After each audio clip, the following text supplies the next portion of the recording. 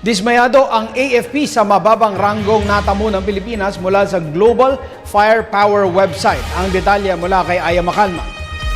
Mula sa 106 na bansa, ang hukbong sa natahang lakas ng Pilipinas ay nagranggo sa ika-37 ayon sa inilabas na ranking ng Global Firepower website para sa taon na ito.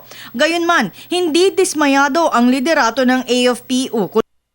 Ito'y sa kabila ng marami ng mga bago at modernong gamit ang dumarating sa bansa para sa militar, kagaya ng mga helicopters, barko at maging ang mga radars. Ayon kay Lieutenant Colonel Ramon Zagala, ilang taon pa lamang na pagtutuunan ng pansin ang modernization program para sa AFP. You have to understand that we have yet to receive the bulk of the modernization. So this even though this is actually good standing as far as the Armed Forces of the Philippines is concerned, we have not received yet the bulk of the modernization, which will end in 2017.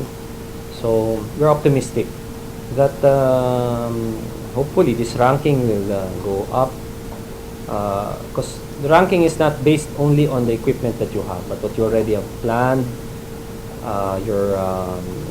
also your plan of defense. Pero anya, hindi lang naman pinagbabasehan ito sa mga gamit ng mga bagkus, tinitignan rin ang kakayahan ng bawat sundalo. Ito ay ang pagiging profesional at angking talino ng mga Pilipinong sundalo ay ang kanilang ipinagmamalaki. The center of any modern armed forces is his people. So we believe that although there are new equipment, there are new plans. The center of our modernization is the AFP's soldier. Of course, you may have the best equipment, but you do not have the will to fight. You will lose in the end.